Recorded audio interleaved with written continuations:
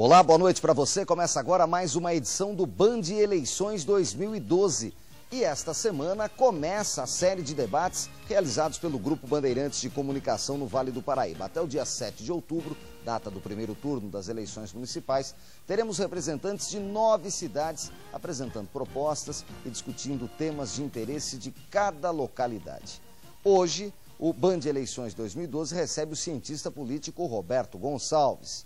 Comigo no estúdio, o apresentador do programa Diálogo Franco e do Ponto de Vista, o jornalista Carlos Marcondes.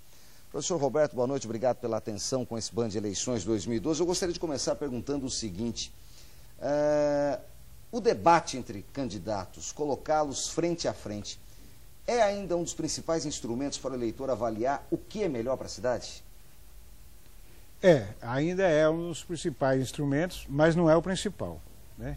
Porque no debate entra a característica de ator de cada candidato e o eleitor brasileiro ainda não está suficientemente preparado para diferenciar o ator do homem público que está falando a verdade, que tem propostas concretas. Então, ele é uma referência, mas nós deveríamos ter referências mais importantes do que essa no debate político. Marcondes, boa noite. Boa noite, Nicolini, boa noite aos nossos telespectadores. É uma satisfação estar de novo aqui com vocês no Band Eleições. Professor, veja, essa sua colocação em resposta ao Nicolini, de minha parte, eu estou de pleno acordo. Porém, o que eu gostaria de saber é que, se na sua opinião, o debate faz com que o eleitor decida o seu voto, se ele chega a ser decisivo ou não. Chega a ser decisivo. Muitos candidatos ganham a eleição no debate. E como o eleitor poderia se vacinar de um possível ator diante dele? Tem alguma regra, alguma fórmula? Tem alguma fórmula, mas isso é coisa que o eleitor tem que fazer, não é só no período eleitoral, tem que fazer o ano inteiro. O eleitor tem que ler jornal, tem que ler artigos assinados, tem que conversar com pessoas esclarecidas, que têm noção de política, e principalmente o eleitor brasileiro tem que decidir de uma vez por todas gostar de política. Que o grande drama da cidadania brasileira é que o povo brasileiro não gosta de política. Inclusive muita gente, erradamente, equivocadamente, até criminosamente, diz que detesta política, quando ele deveria ser apaixonado pela política, que é a ciência do poder, é a mãe de todas as ciências. Então a questão fundamental do debate é o eleitor ir preparado, assistir presencial o debate, para ele... Para questionar depois.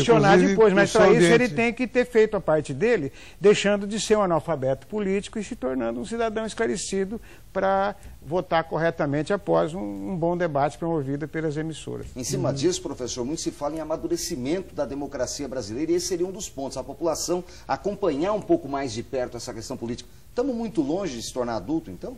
Muito longe, nós estamos ainda em matéria de consciência política e de educação política. O Brasil não é um país de terceiro mundo, ele ainda é um país de quarto mundo. Você vê, por exemplo, a porcentagem, pesquisas confiáveis aí que mostram a porcentagem de pessoas que leem jornal, de pessoas que debatem política. Hoje no bar da esquina não se discute mais a política. Ninguém mais sai de casa, ninguém se filia a partido político verdadeiramente. A maioria dos filiados aí, a maioria esmagadora dos filiados em partido político são catados pelos líderes políticos para ter maioria lá, para ganhar a convenção, essa coisa. Mas a pessoa se inscrever voluntariamente para participar de um partido político é muito difícil.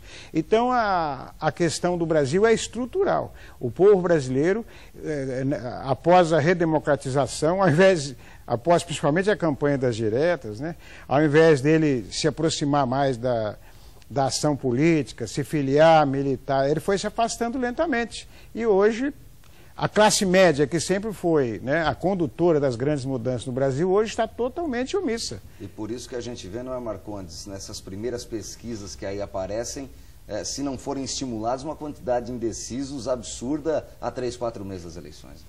Sem dúvida, eu gostaria de aproveitar e perguntar ao professor o seguinte: o eleitor se questiona sempre quando acontece de quem está, às vezes, à frente nas pesquisas, ele foge do debate. A Bandeirantes tem essa tradição de debates no Brasil inteiro há muitos anos. Há muitos anos. Faz de maneira, não é porque estamos aqui, mas de maneira séria, independente. Isso tem custo, envolve toda uma entourage e a Band continua aí insistindo. Se o candidato foge do debate porque está na frente, qual deve ser a reação do eleitor diante dessa postura? Um eleitor politizado, a primeira reação dele é não votar naquele candidato.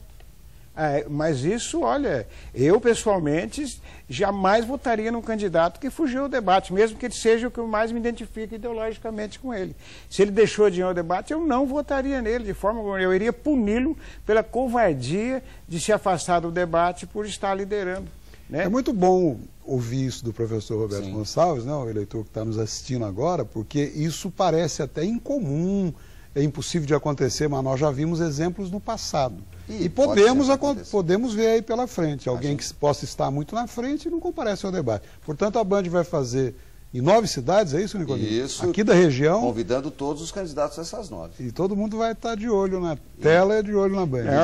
Tem primeiro e último. E vamos convidar o eleitor para punir aquele que não aparece no debate. Bem. Agora, até onde, professor Roberto, ainda nesse primeiro bloco, queria ouvi-lo sobre isso. A gente percebe muito, e a nossa experiência em debates, não só em rede, mas aqui regionalmente também, já vem de alguns anos. Muitas vezes a gente vê um candidato ir para o ataque contra o outro candidato. Mais do que colocar propostas, esse é o grande objetivo do Grupo Bandeirantes de Comunicação, abrir um espaço para discussão de ideias, é atacar o adversário. Nessa hora, o ataque pode ser a pior defesa? Pode e não pode, porque o eleitor ele tem vários instrumentos para decodificar as qualidades do candidato. E um deles é o seguinte, ele quer que o candidato seja incisivo, forte, principalmente os homens, né? Firme. Machista, né? Tal, etc, etc. Isso é sociológico. Isso é sociológico. Isso é sociológico, não é nada sociológico. E a outra é o lado já freudiano, né? O lado da psicanálise. O eleitor é afetivo. Então, aquele que é valente, que ataca, papai, vira vilão, e o outro, por mais que esteja errado, acaba virando vítima. O coitadinho. Então, tem esse choque, no debate tem esse choque. Se você ataca, você pode virar vilão perante aquele eleitor mais fragilizado emocionalmente. Como muito mole. Nós temos um eleitorado fragilizado emocionalmente, uma faixa significativa de eleitores que são frágeis, emocionalmente frágeis, etc.